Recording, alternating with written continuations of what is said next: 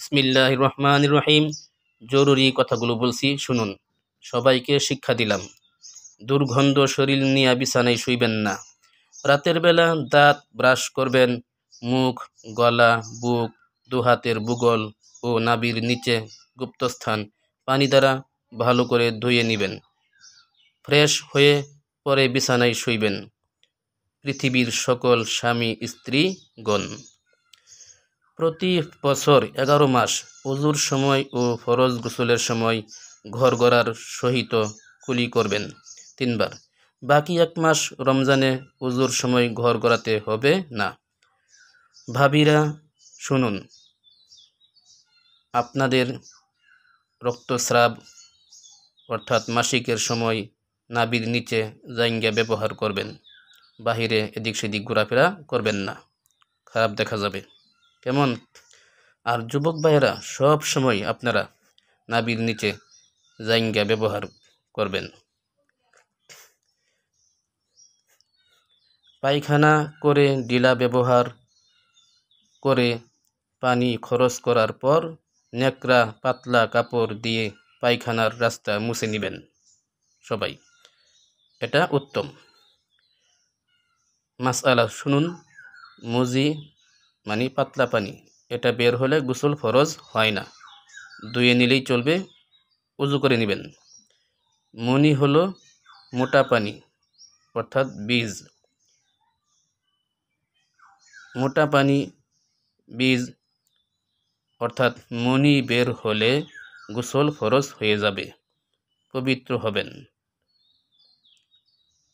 এবার সবাই বুঝতে পারলাম কেমন?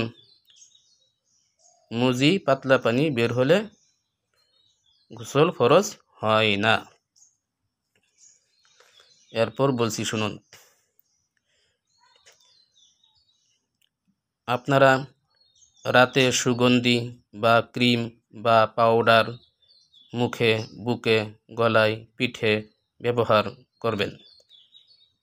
শরীর ঘ্রাণ করবে, মনে আনন্দ লাগবে। কেমন? ঘামের শরীর নিয়ে বিছানায় কেউ শুবেন না, ফ্রেশ হয়ে শুবেন।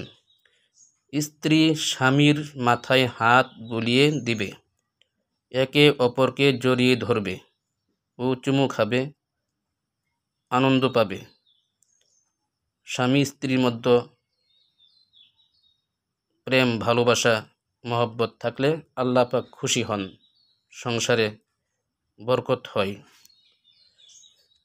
এরপর বলছি শুনুন, কোনো স্বামী যদি স্ত্রীর ডান বুকে প্রথমে ডান হাত দিয়ে ডান বুকে হাত স্পর্শ করে, তাহলে 2 রাকাত নফল নামাজের সওয়াব পাবে। সুবহানাল্লাহ বলুন।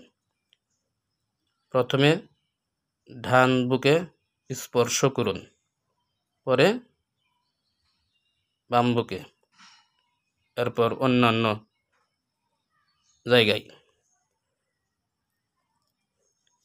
আল্লাহ পাক আনন্দ দিছেন, আবার পাশাপাশি সওয়াবও দিছেন।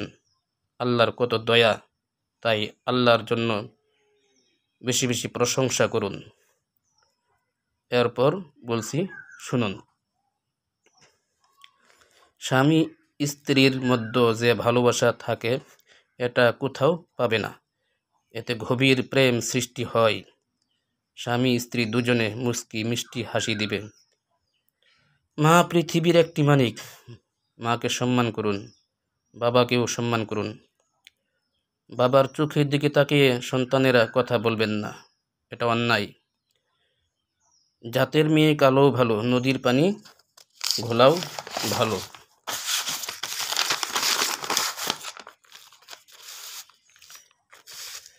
সাবধান, প্রস্রাব করার সময় যেন প্রস্রাবের ছিটা শরীরে না যায়, খেয়াল করবেন, নতুবা কবরে আযাব হতে পারে। তাই প্রস্রাবের সময় সতর্ক থাকবেন। সবাই চোখে সুরমা দিবেন, চোখ ভালো থাকবে, দৃষ্টিশক্তি বাড়বে, একটা সুন্নত আদায় হবে। সুবহানাল্লাহ। সুন্দর দেখা যাবে, পুরো মুখ সুন্দর দেখা যাবে। তাই সুরমা ব্যবহার করুন। মেয়েরা ঠোঁটে গোলাপি রং ব্যবহার করবা, সুন্দর দেখা যাবে। ডান হাতে ঘড়ি ও আংটি পরবে। আর ছেলেরা গলায় সোনার চেইন পরবে না, এটা হারাম।